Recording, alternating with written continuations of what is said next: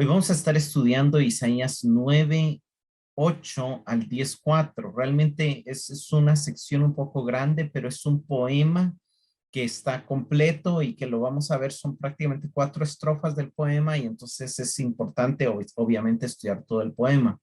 Yo le he titulado al tema de esta noche lo que aparece como la última frase de cada estrofa del poema. Todavía su mano está extendida.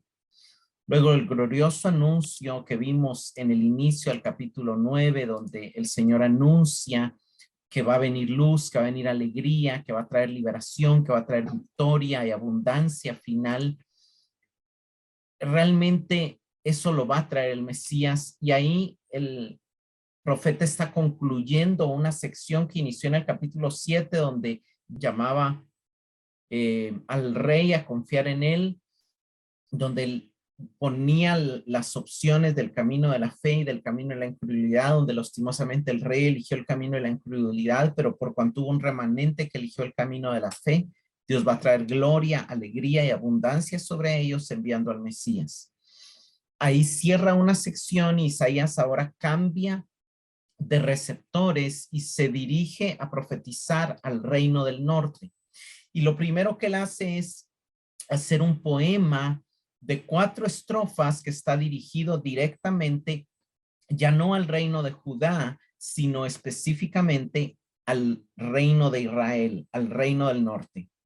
Leo Isaías 9:8, dice: el Señor envió palabra a Jacob y cayó en Israel, y lo sabrá todo el pueblo de Efraín y los moradores de Samaria, que con soberbia y con altivez de corazón dicen: los ladrillos cayeron, pero edificaremos de cantería. Cortaron los sicómoros, pero en su lugar pondremos cedros. Pero levantará Jehová los enemigos de Rezín contra él, y juntará a sus enemigos del oriente los sirios, los filisteos del occidente, y a boca llena devorarán a Israel. Ni con todo eso ha cesado su furor, sino que todavía su mano está extendida. Verso 13, pero el pueblo no se convirtió al que lo castigaba, ni buscó a Jehová de los ejércitos, y Jehová cortará de Israel cabeza y cola, rama y caña en un mismo día. El anciano venerable de rostro es la cabeza, y el profeta que enseña mentira es la cola, porque los gobernadores de este pueblo son engañadores y sus gobernados se pierden. Por tanto, el Señor no tomará contentamiento en sus jóvenes, ni de sus huérfanos y de sus viudas tendrá misericordia, porque todos son falsos y malignos, y toda boca habla despropósitos. Y ahí se repite el estribillo: ni con todo esto ha cesado su furor, sino que todavía su mano está extendida. Verso 18, porque la maldad se encendió como fuego, cardos y espinos devorará, y se encenderá en lo espeso del bosque, y serán alzados como remolinos de humo por la ira de Jehová de los ejércitos. Se oscureció la tierra, y será el pueblo como pasto del fuego. El hombre no tendrá piedad de su hermano, cada uno hurtará la mano derecha y tendrá hambre, y comerá a la izquierda y no se saciará, cada cual comerá la carne de su brazo. Manasés a Efraín y Efraín a Manasés, y ambos contra Judá. Ni con todo eso ha cesado su furor, sino que todavía su mano está extendida. Capítulo 10.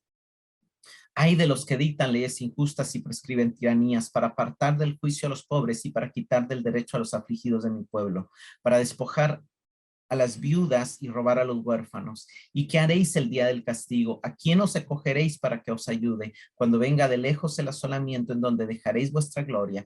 Sin mí se inclinarán entre los presos, y entre los muertos caerán. Ni con todo eso ha cesado su furor, sino que todavía su mano está extendida.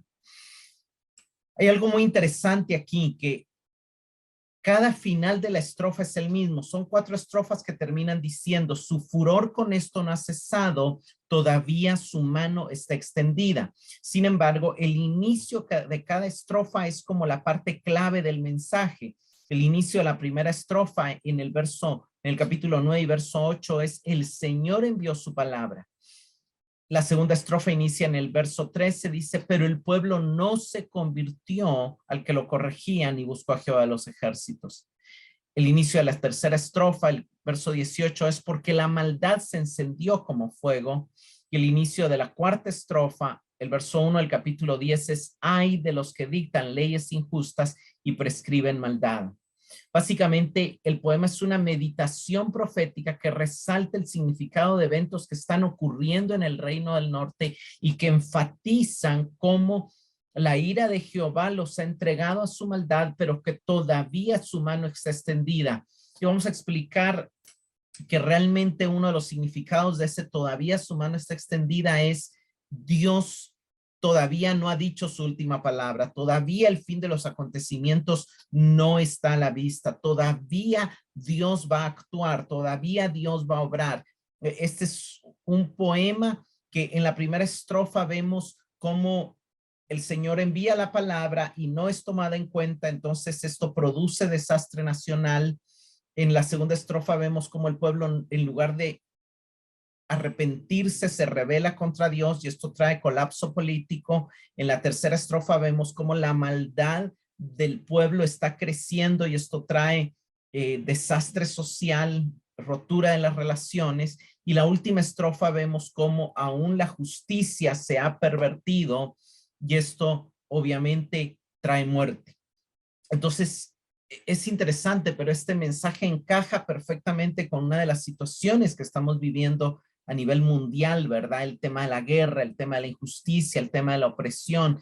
Y vamos obviamente a explicar lo que el pasaje significa para la audiencia de Isaías, cómo se aplica para nosotros y cómo vemos el ejemplo de esta palabra pues en el mundo en el que estamos viviendo. El mensaje empieza con el punto clave, digamos, lo más importante del poema son las primeras palabras. El mensaje empieza diciendo, el Señor envió palabra. Y realmente aquí surge esa pregunta. ¿Van a aceptar los oyentes la palabra que el Señor ha enviado y van a vivir de acuerdo a la palabra del Señor? Esa es la primera pregunta que tiene que surgir de la primera línea del poema. ¿Por qué? Porque desde la palabra del Señor vienen las bendiciones y también de la palabra del Señor, de la desobediencia a la palabra, vienen las maldiciones, ¿verdad? Deuteronomio 28, Levítico 16, la obediencia trae bendición, la desobediencia trae maldición. Entonces, las consecuencias de la nación van a depender de la palabra. Entonces, vayamos a la primera estrofa, verso 8 del capítulo 9. El Señor envió palabra a Jacob y cayó en Israel. Lo primero que vemos claramente es que Dios ha enviado palabra. Y aquí Isaías está recordando a dos profetas que profetizaron antes de él en el reino de Israel. Aquí está específicamente dirigiéndose a Israel como la nación del norte, y eso lo confirma el verso 9, donde menciona a Efraín y Samaria, ¿verdad? Efraín era la tribu predominante en el reino del norte, que en algún momento se le llama así, y Samaria era la capital del reino del norte, ¿verdad?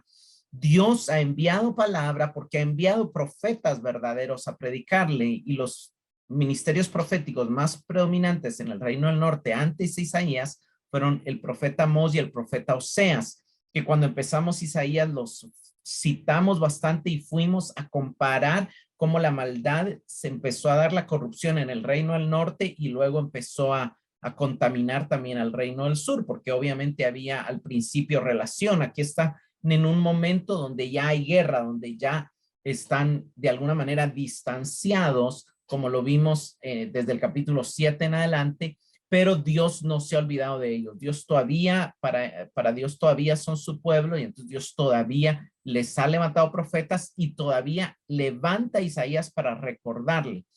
Oseas y Amós han empezado a profetizar unos 30, 35 años de este momento en que Isaías escribe este poema. Y lo que dice al decir Dios envió palabra y la palabra cayó, ese cayó se podía traducir y siguió cayendo como esa continuación de la manera en que Dios envió su palabra. La misericordia de Dios le rogaba una y otra vez de forma continua. ¿Por qué? Porque Dios es lento para la ira. ¿Por qué? Porque Dios no quiere castigar a su pueblo. ¿Por qué? Porque Dios primero nos abre, nos llama al arrepentimiento, primero nos llama a la cordura, primero nos da oportunidades.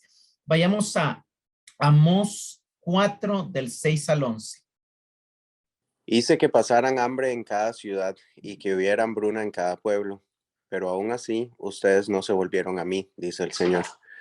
Yo detuve la lluvia cuando sus cosechas más la necesitaban. Envié la lluvia sobre una ciudad, pero la retuve en otra.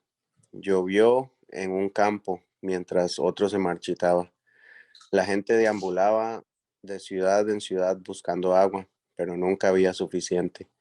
Pero aún así, ustedes no se volvieron a mí, dice el Señor. Arruiné sus cultivos y viñedos con plaga y moho. La langosta devoró todas sus higueras y todos sus olivos, pero aún así ustedes no se volvieron a mí, dice el Señor. Les mandé plagas como las que envié sobre Egipto hace tiempo. Maté a sus jóvenes en la guerra y llevé lejos a todos sus caballos. El hedor de la muerte llenó el aire, pero aún así ustedes no se volvieron a mí, dice el Señor. Destruí algunas de sus ciudades, así como destruí Sodoma y Gomorra, y ustedes sobrevivieron. No, ustedes que sobrevivieron parecían tizones rescatados del fuego, pero aún así no se volvieron a mí, dice el Señor.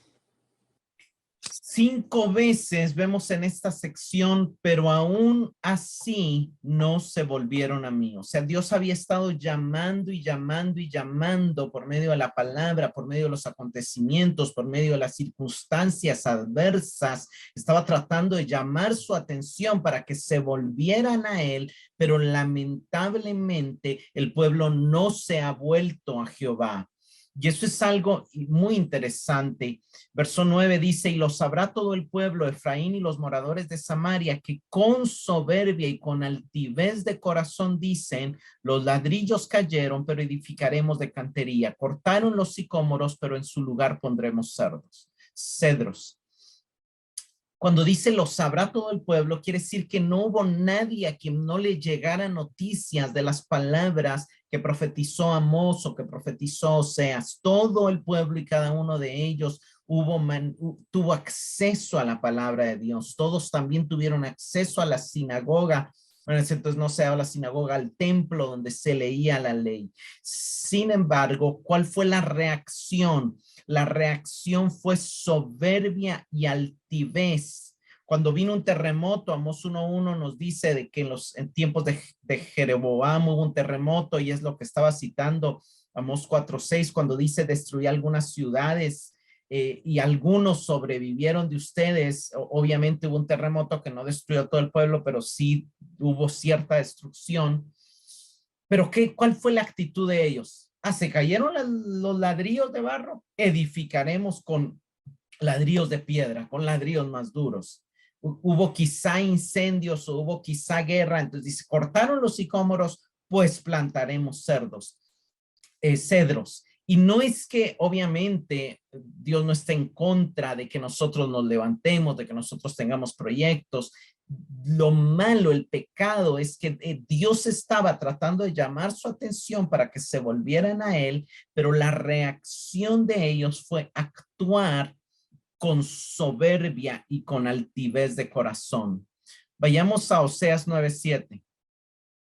Han llegado los días del castigo, han llegado los días de la retribución. Que lo sepa Israel, es tan grande tu maldad y tan intensa tu hostilidad que al profeta se le tiene por necio y al hombre inspirado por loco.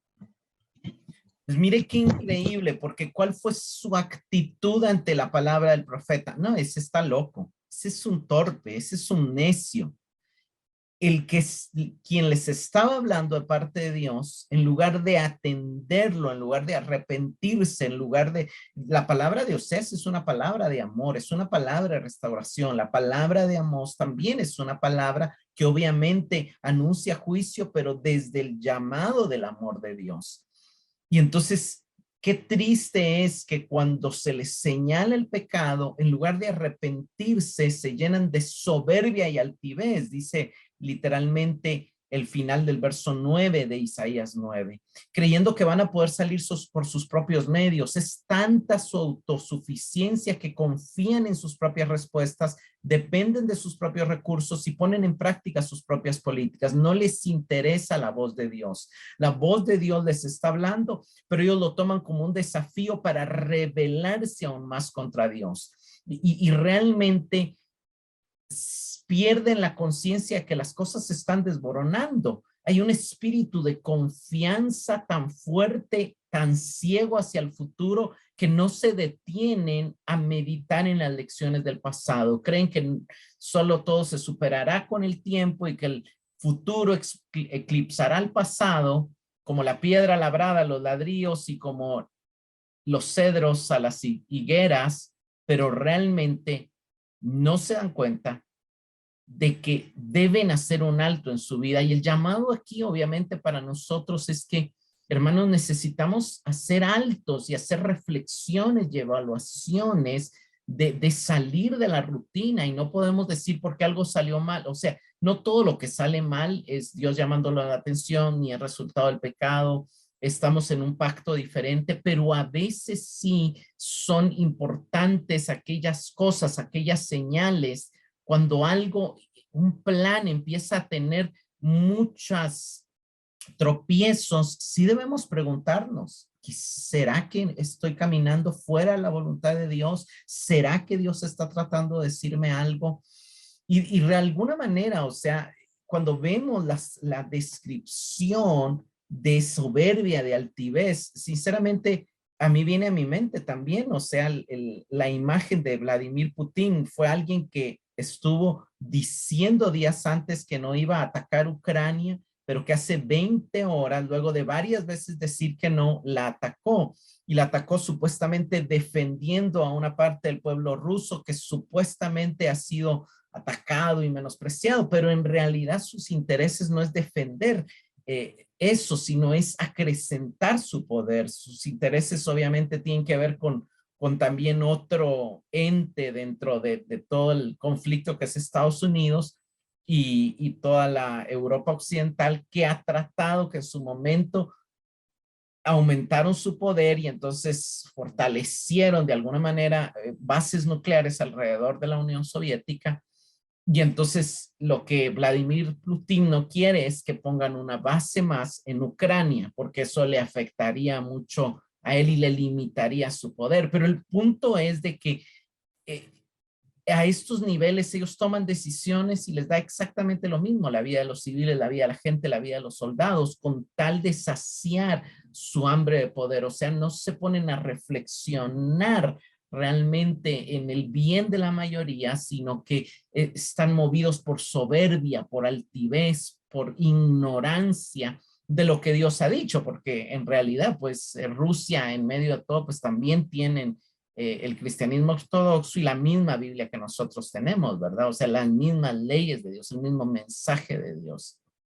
Sigue diciendo el verso 11, pero Jehová levantará enemigos de Rezín contra él y juntará sus enemigos. Verso 12, del oriente los sirios, los filisteos del poniente, y a boca llena devorarán a Israel. Ni con todo esto ha cesado su furor, sino que todavía su mano está extendida. Básicamente, ¿cuál es la reacción de Jehová ante el desprecio de su palabra, ante la soberbia del pueblo? ¿Qué hace Dios? Entregarlos a su pecado. Dios ya no va a detener las consecuencias de su arrogancia, sino que la misma arrogancia hace que se les levanten enemigos. Se creen tan fuertes, pues venzan estas situaciones. Entonces se empiezan a levantar enemigos, los enemigos de Rezín. Rezín es digamos, el rey de Siria, que empezó la enemistad con Asiria. Entonces ahí está hablando de Asiria. Pero luego dice los sirios, es bien interesante porque ellos habían hecho una alianza estratégica con los sirios, pero en lugar de ser sus aliados, se convierten en sus enemigos. Y realmente eso es lo que el profeta siempre nos va a recordar, que cuando nosotros buscamos ayuda en los otros, en los seres humanos, en nuestras propias fuerzas, en el enemigo, en el mundo, eso que para nosotros es ayuda, se termina convirtiendo en un enemigo, en un devorador, en alguien que se va a comer a Israel. En realidad, Siria no quiere ayudar a Israel, sino quiere aprovecharse de la fuerza y de los recursos de Israel para defenderse contra Asiria. Yo sé que los nombres son muy parecidos, pero ese es el punto. La ironía de la justicia divina es inconfundible. En lugar de ellos inclinarse ante la palabra de Jehová, terminan inclinándose hacia otro poder en el mundo y descubriendo el precio de que a quien ellos eligen como aliado se termina convirtiendo en su enemigo. Vayamos a Salmo 138:6. Porque Jehová es excelso y atiende al humilde, mas al altivo mira de lejos. Miren, hermanos, la Biblia es clara. ¿Qué pasó con ellos? Se llenaron de soberbia y altivez. ¿Qué hace Dios? Alejarse. ¿Por qué Dios se aleja? En primer lugar, por su propia dignidad. Y esto es lo que, pero realmente también es ese respeto que Dios tiene a la libertad humana. ¿Ustedes son altivos? ¿Creen que pueden defenderse solos? ¿No necesitan de mi ayuda? Ok, me alejo. ¿No me quieren ser? Tranquilos. Salgan ustedes por su propia cuenta. Y esa es realmente a lo que nos afrentamos cuando tenemos una actitud soberbia, altiva. Nosotros mismos alejamos a Dios. Nosotros mismos con nuestra actitud le estamos diciendo, Dios no te necesito, Dios no te metas conmigo. Y a veces no necesariamente es consciente, sino solamente el hecho de confiar, de enorgullecernos demasiado, de confiar nosotros mismos, es un mensaje indirecto que aleja a Dios. ¿Por qué? Porque Dios está cerca de los que le buscan, de los que le temen. Y aquí, hermanos, la pregunta es, ¿cuál es nuestra actitud ante la palabra de Dios?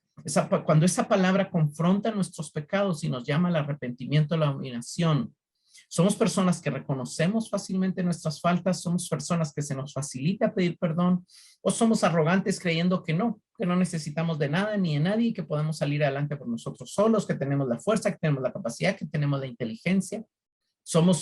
¿Seguimos el ejemplo de Putin en este caso? ¿O seguimos el ejemplo de hombres como David, como Moisés, que sabían humillarse, que sabían clamar, que doblaban sus rodillas, como Nehemías, como Esdras, como Daniel, que confesaban su pecado y el pecado de su pueblo? Y tenemos que examinar si somos de los que preferimos volvernos a Dios o de los que terminamos pidiendo ayuda al mundo, a los bancos para salir de la deuda, que nos van a terminar cobrando muchísimo más, o lo que es peor, ¿verdad? A otras personas o instituciones que nos alejan de Dios y que se van a terminar convirtiendo en nuestros enemigos.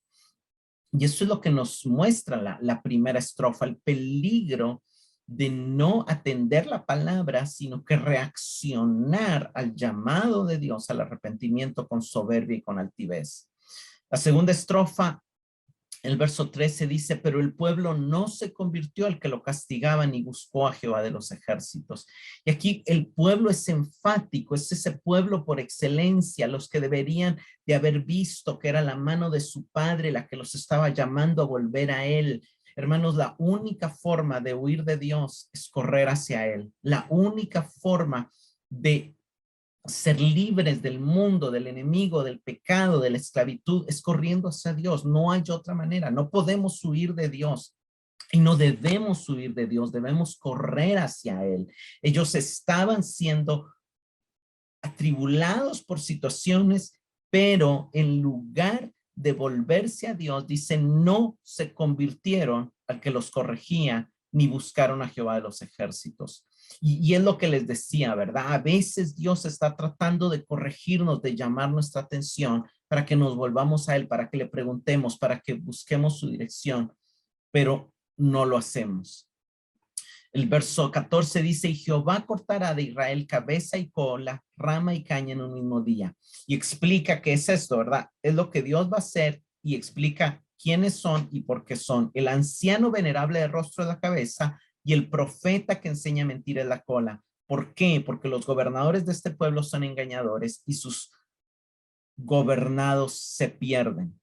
Y aquí cabeza está hablando de lo más alto de la sociedad, es el extremo mayor, los que están en eminencia, los que tienen los cargos, y la cola de alguna manera lo que está atrás, lo de menor valor, ¿verdad? Y es algo interesante porque nos muestra que para Dios los falsos profetas es lo que menos vale, es como la basura, es como sí, las consecuencias de un mal pueblo también, ¿verdad? Más adelante la Biblia nos enseña que no solamente los falsos profetas y los falsos maestros tienen la culpa, sino que realmente son el pueblo, pero los ancianos son los hombres importantes que le dan peso a la comunidad, que hacen que el pueblo tenga alguna prominencia, algún avance. Y por otro lado, la cola es lo que retrasa al pueblo, es lo que retrasa el avance del pueblo, es lo que agrega peso al caminar y al avance del pueblo. Vamos a Isaías 30, del 9 al 11. Porque este pueblo es rebelde, hijos mentirosos, hijos que no quisieron oír la ley de Jehová, que dicen a los videntes, no veáis, y a los profetas, no nos profeticéis lo recto. Decidnos cosas halagüeñas, profetizad mentiras. Dejad el camino, apartaos de la senda, quitad de nuestra presencia al Santo de Israel. Los falsos profetas existen porque hay gente que los demanda. Los falsos maestros existen porque hay gente que los financia. Si no hubiera gente que está dispuesta a escucharlos, no tendrían sentido. Es el pueblo, es la rebeldía del pueblo la que le dice a los profetas, no nos digan lo que es recto, no nos digan palabras de Dios, profetícennos ilusiones, díganos cosas que nos hagan sentir bonito, díganos cosas que nos hagan olvidar de la calamidad que estamos viviendo. Eso es algo bien profundo y bien interesante, hermanos, porque al final también, ¿qué es lo que buscamos también cuando demandamos, verdad? Una serie, una distracción y todo, o los vicios? Muchas veces es olvidarnos de esa realidad y crearnos una imagen de una falsa realidad, porque son atractivos los mensajes motivacionales de te va a ir bien, vas a tener dinero, Dios quiere solucionar todos tus problemas, que solo son verdades a medias. ¿Por qué? Porque suena bonito, porque nos anima, porque nos alienta, pero tristemente no nos ayuda verdaderamente. Y ahí viene el verso 16 a decir, los gobernadores de este pueblo son engañadores, pero son sus gobernados los que se pierden. O sea, tanto, la culpa es tanto de los engañadores como de los que buscan ser engañados. Y eso es lo que nos mostraba Isaías 30 y es lo que también vemos en el Nuevo Testamento. Vamos a 2 Timoteo 4, 3 y 4. Porque vendrá tiempo cuando no soportarán la sana doctrina, sino que teniendo comezón de oídos, acumularán para sí maestros conforme a sus propios deseos, y apartarán sus oídos de la verdad y se volverán a mitos. Son los oyentes los que en un tiempo donde se han vuelto amadores de sí mismos, amadores de los placeres, donde no resisten la verdad, no resisten la sana doctrina. Entonces, como quieren oír algo que les sea un aliciente en medio de su vida, empiezan a patrocinar maestros que no les enseñen la verdad de Dios, sino que les hablen algo conforme a sus deseos y que les cuenten cuentos, que les cuenten mitos, que solamente los distraiga y los entretenga. Esto es lo que estaba pasando en la nación de Israel y es lo que muchas veces pasa en nuestras sociedades. Verso 17, por tanto el Señor no tomará contentamiento de sus jóvenes, ni de sus huérfanos, ni de sus viudas, tendrá misericordia, porque todos son falsos y malignos y toda boca habla despropósitos. Es bien interesante porque el Señor siempre en la Biblia ama a los más vulnerables, a los jóvenes, al huérfano y a la viuda, pero aquí la maldad ha crecido tanto que aún los vulnerables ya son falsos y malignos, y el pecado que se señala es que su boca habla despropósitos. Y aquí la palabra despropósitos nos recuerda que Job no atribuyó a Dios despropósitos, pero la palabra despropósitos también se puede traducir necedades. De hecho, algunas versiones la traducen necedades. Y es precisamente, miren hermanos, Dios está atento a nuestras palabras.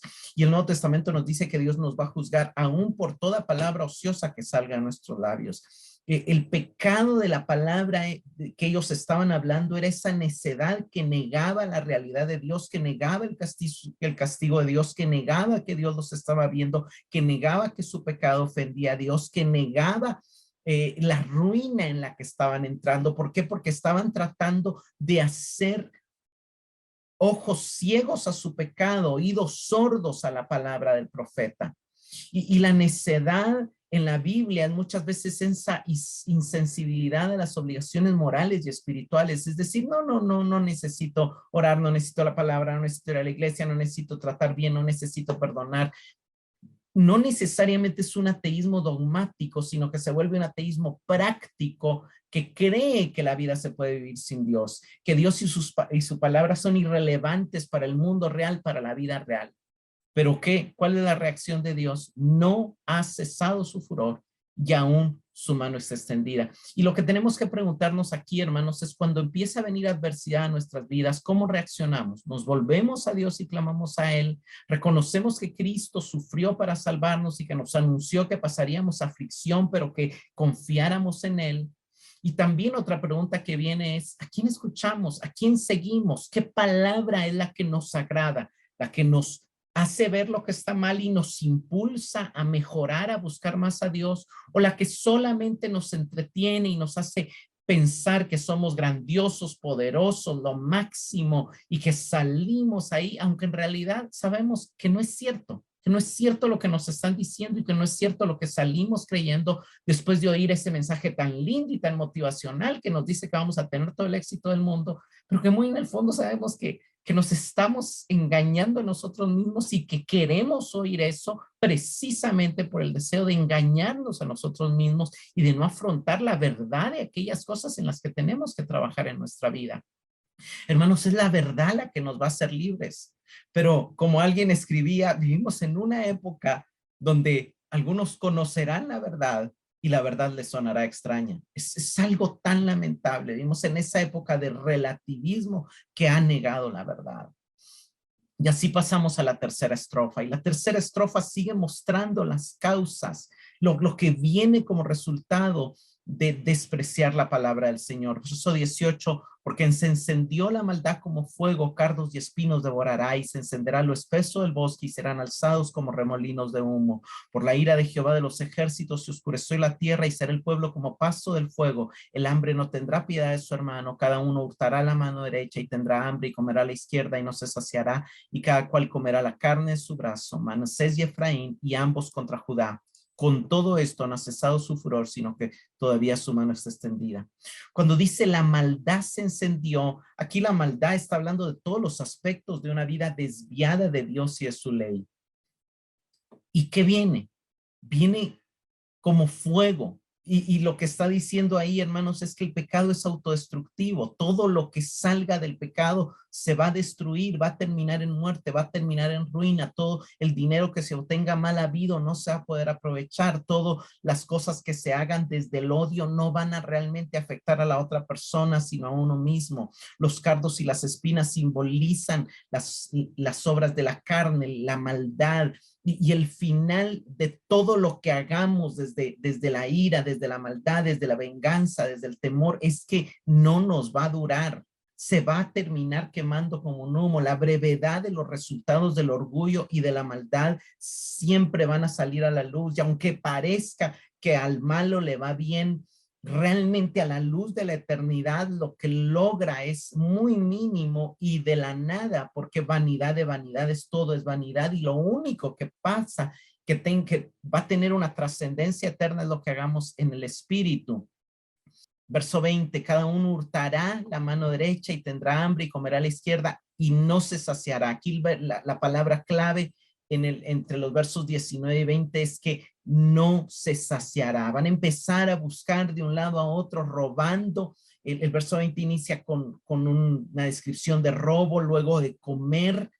Entonces comen de aquí, comen por allá y aún comen la carne de su brazo. Y obviamente esto es una metáfora donde el brazo significa el poder. Lo que está diciendo el profeta es de que en esta búsqueda de satisfacción, en esta búsqueda de ganancia, ellos mismos están explotando su propia fuerza sin sentido.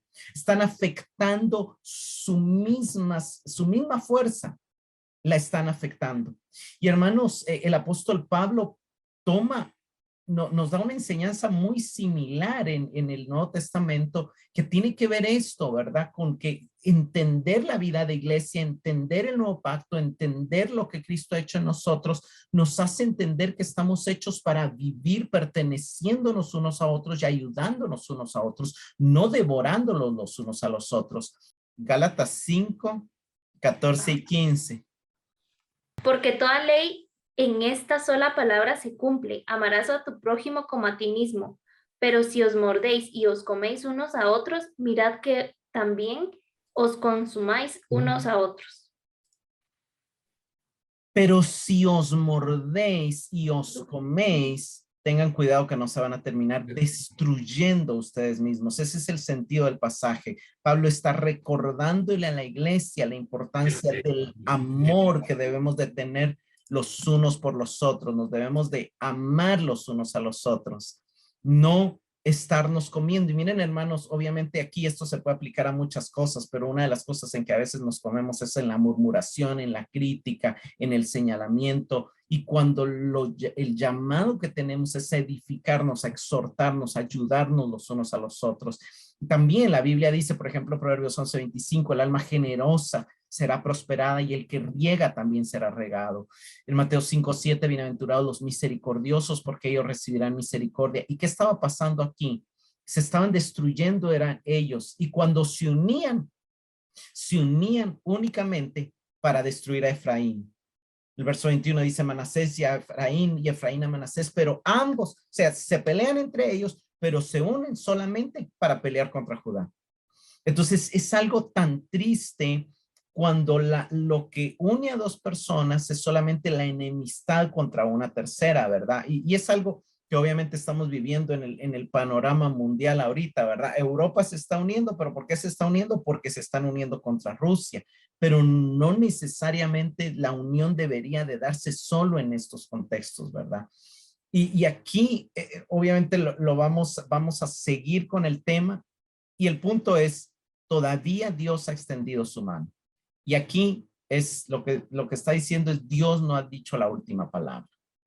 Verso y cuarta estrofa y final, capítulo 10, verso 1, hay de los que dictan leyes injustas y prescriben tiranía.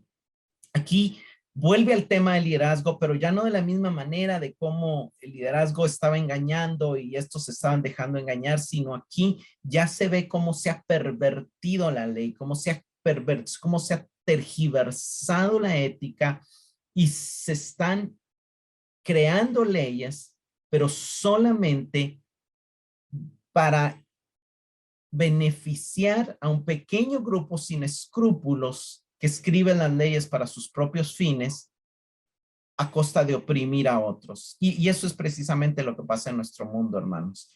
El mundo está en control de los ricos, de los poderosos, y las leyes y los impuestos y las guerras solamente se dan para beneficiar a unos pocos y no les importa el resto de muchos.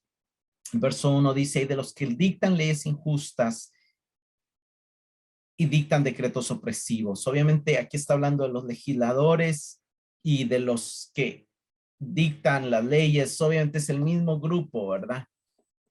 Pero ¿cuál es el objetivo de estas leyes? Verso 2, apartar del juicio a los pobres y quitar el derecho a los afligidos o a los oprimidos del pueblo, despojar a las viudas y robar a los huérfanos, obviamente despojar a los más vulnerables.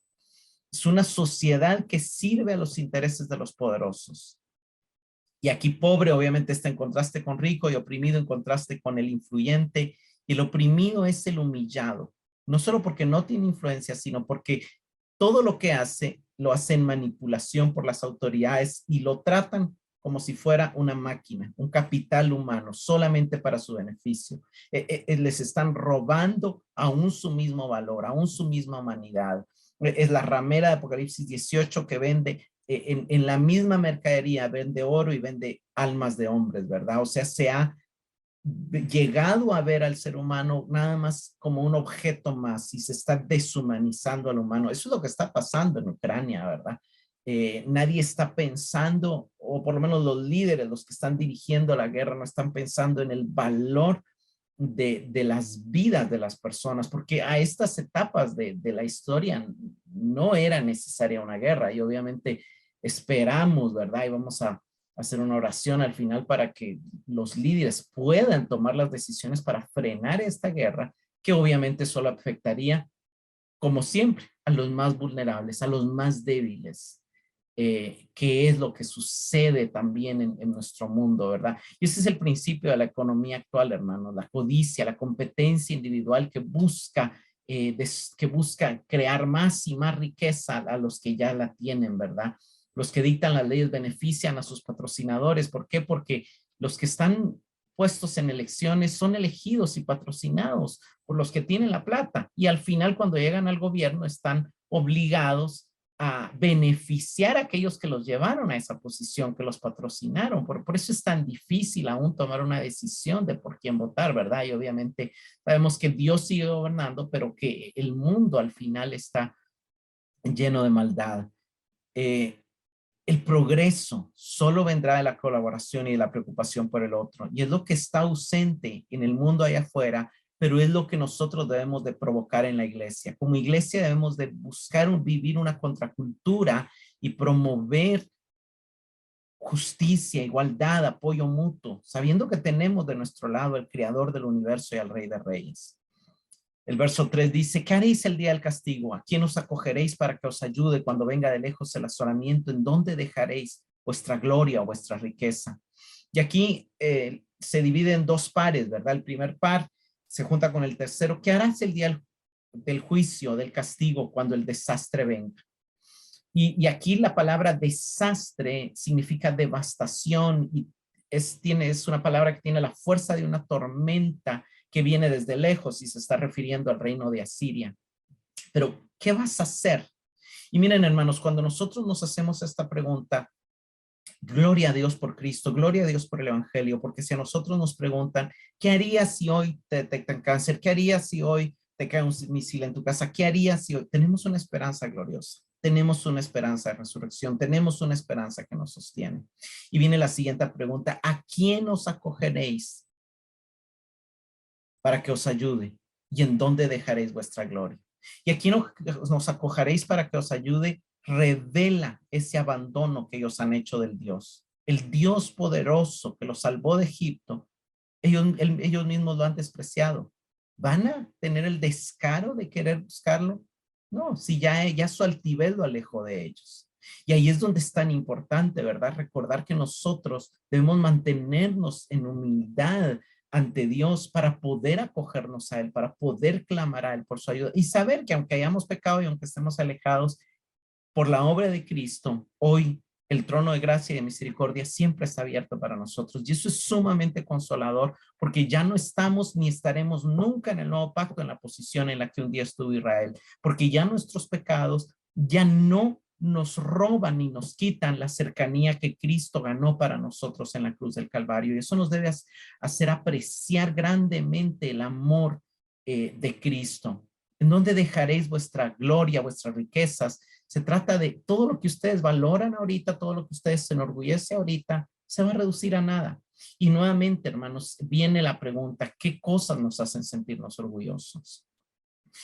Verso 4, si ni se inclinarán entre los presos y entre los muertos caerán, ni con todo esto ha cesado su furor, sino que todavía su mano está extendida. Este verso en la Nueva Versión Internacional se traduce en una manera que refleja muy bien el hebreo. Dice, no les quedará más remedio que humillarse entre los cautivos o morir entre los masacrados. Qué lejos tenían el futuro en mente estos poderosos. Van a caer. Y algo interesante es que la misma palabra con la que inició el poema, la palabra de Dios cayó, se vuelve a repetir aquí. La palabra de Dios cayó, sí, pero fue rechazada. Y entonces el fin de los que rechazaron la palabra del Señor es que van a caer por haber dejado caer la palabra a tierra. Hermanos, es fácil rechazar la palabra de Dios. Y bien puede parecer una irrelevancia en el mundo en el que estaban viviendo, la situación política, pero a veces la maldad es a menudo poco impresionante en su comienzo, pero al final es muy destructiva. Y de manera general el poema es un llamado a caminar en reverencia a Dios, escuchando su palabra y humillándonos ante Él. Y a la vez es un llamado a caminar en amor, en unidad, en colaboración con nuestros hermanos, advirtiendo que el camino opuesto solo traerá destrucción y ruina en todos los aspectos de la vida. Algo que quiero explicar es que las 4 estrofas terminan con la expresión todavía su mano está levantada o todavía su mano está extendida. Y algo interesante es que la mano extendida de Dios se usa varias veces en la Biblia para salvar.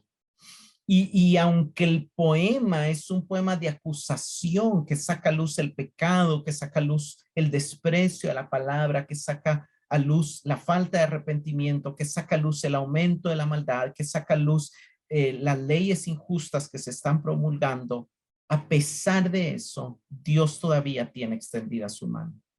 En Éxodo 6:6, el Señor le habla a Israel y les dice, los libraré de su esclavitud y los redimiré con mano extendida, con brazo extendido. En Deuteronomio 4:13 les dice, los tomé como nación con señales y maravillas, con guerra y mano fuerte y con brazo extendido.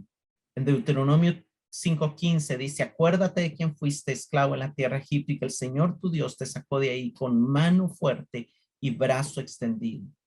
Hermanos, el brazo de Dios se extendió en la cruz y la ira de Dios quebrantó al Hijo de Dios, pero al mismo tiempo nos rescató a nosotros.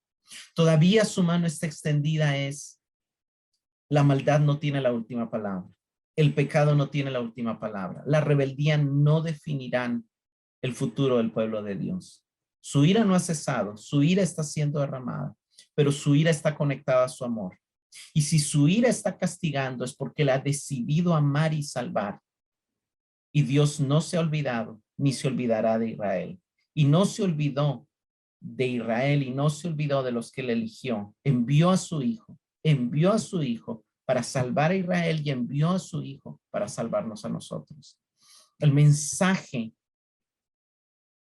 cuando el profeta dice todavía está su mano extendida, es todavía Él va a rescatar a algunos, todavía Él va a salvar a algunos, todavía Él va a tener misericordia de los que quizá al borde de la muerte se arrepientan. Hermanos, nosotros hemos caído y caemos constantemente en errores similares. A veces la palabra de Dios viene y la menospreciamos. A veces el llamado viene y nos confronta con nuestro pecado y tratamos de ocultarlos. Y actuamos con soberbia y con altivez. A veces en lugar de corregir nuestro camino, seguimos en el camino equivocado. Pero estamos en un pacto mucho mejor, con muchas mejores promesas. Y el objetivo del mensaje del profeta es decirnos, cada vez que desprecies la palabra del Señor, te estás trayendo destrucción para ti mismo. Cada vez que actúes con soberbia y altivez, estás alejando al único que te puede ayudar. Cada vez que actúas con maldad, estás llamando el fuego para que queme tus obras y lo que ganes desde la maldad, no lo vas a disfrutar. Cada vez que actúes queriendo saciarte, destruyendo a otros y oprimiendo a otros, no se va a saciar tu hambre. La única manera, hermanos, de alcanzar paz, de alcanzar bendición, de alcanzar protección, de alcanzar seguridad, es amando a Dios, llamando a nuestro prójimo. Es viviendo en la iglesia. La ira de Dios fue saciada en la cruz. Su mano se extendió para salvarnos y nos dieron a Cristo y nos pusieron en la iglesia. En el mundo hay guerra. En el mundo hay inseguridad. En el mundo hay opresión. Pero en la iglesia tenemos un espacio y un momento donde podemos reunirnos para olvidar por un momento todas las cosas que dividen a las naciones y a las razas, para olvidar el orgullo humano, para olvidar las pasiones de las guerras, para olvidar la ambición de la industria y de los magnates y del capitalismo, y para unirnos en rebosante gratitud al pie de la cruz y celebrar la paz y la victoria que fluyen de ella. Eso es ser iglesia. Termino con algunas preguntas de reflexión. ¿Has menospreciado en el pasado la palabra de Dios? ¿Cuál fue la consecuencia de ello? ¿Has aprendido a amar y a valorar el mensaje de Dios como ese pan que sacia verdaderamente nuestra hambre y como esa única agua que sacia nuestra sed. ¿Cuál es tu reacción cuando la palabra de Dios confronta tu pecado? Te vuelves a Él en arrepentimiento y Él ya aprendiste y ya entendiste que la única manera de huir de Dios es correr a Él. ¿Cuál es tu actitud hacia los demás? ¿Vives tu vida persiguiendo tu propio éxito, tu propio poder, tu propia grandeza, sin importar cómo les vaya a los demás? ¿O buscas el bienestar de tu familia, el bienestar de tu comunidad, de tu iglesia, de tu nación y aún del resto del mundo? ¿Cuál es nuestra actitud ante lo que está sucediendo en Ucrania? Como no es con nosotros y como no está cerca, nos da exactamente lo mismo. ¿O hacemos lo mejor que podemos hacer? Unirnos en clamor y en oración a estos que están sufriendo.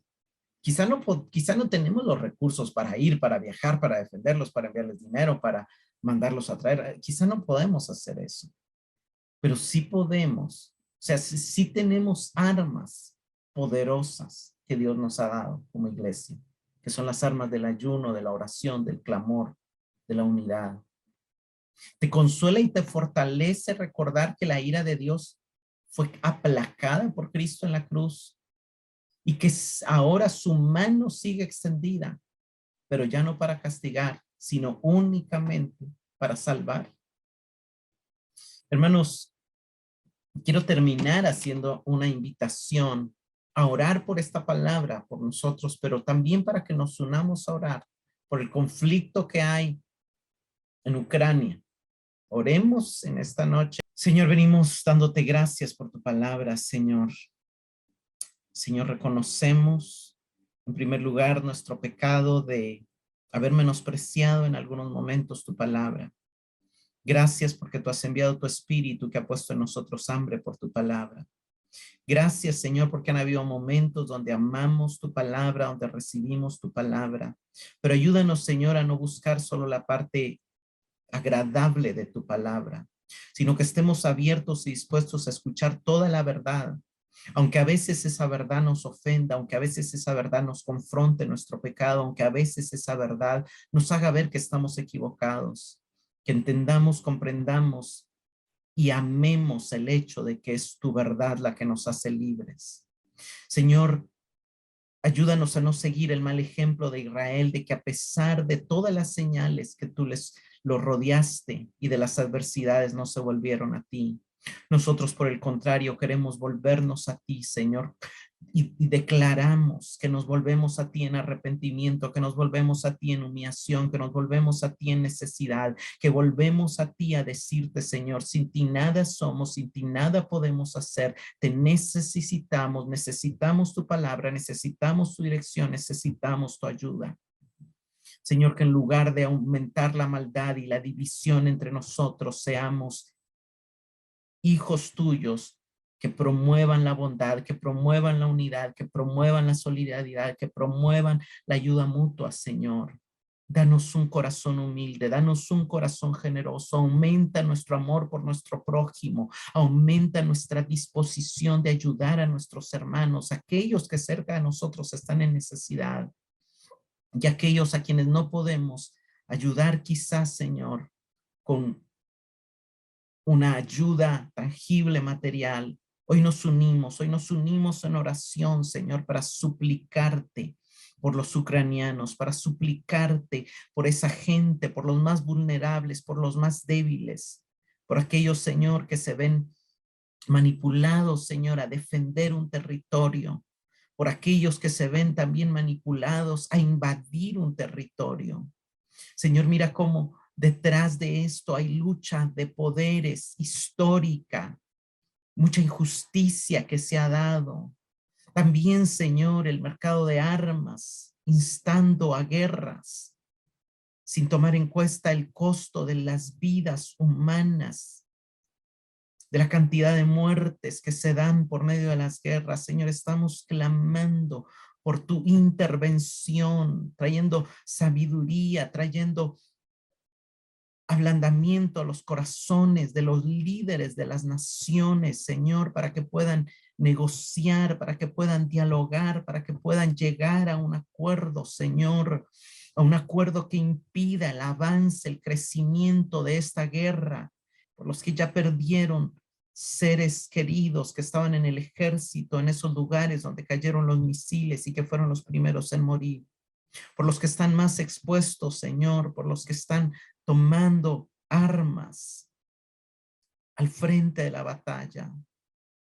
Señor, oramos también para que tu Espíritu Santo llegue y los convenza de pecado, de justicia y de juicio, para que aquellos, Señor, que les toque morir puedan encontrar antes de morir la salvación que Cristo nos ofrece en la cruz, para que si las muertes les llegue, tengan abierta esa entrada a tu presencia, habiendo puesto su fe en aquel que aplacó tu ira en esa cruz. Señor, nos unimos para celebrar desde ya tu victoria, para celebrar desde ya tu reino, para celebrar y agradecer el hecho, Señor, de que tú cargaste con la ira de Dios por nuestra maldad y por nuestro pecado, para hacer nuestra paz, para darnos entrada al Padre, para darnos entrada al cielo. Y oramos, Señor, para que venga tu reino, para que apresures tu venida, para que apresures tu regreso, en el cual, Señor, pondrás fin a la maldad, pondrás fin a los intereses de los ricos, de los magnates, de los poderosos, que han capitalizado y deshumanizado al resto de seres humanos solamente por sus intereses. Gracias, Señor, porque ellos representan a Babilonia, la madre de las rameras, sobre la cual tú ya dictaste sentencia y su juicio ya está escrito y pronto a ser ejecutado. Gracias porque tú vendrás y vengarás la sangre de los pobres, de los oprimidos y de los inocentes que se derrama sobre la tierra.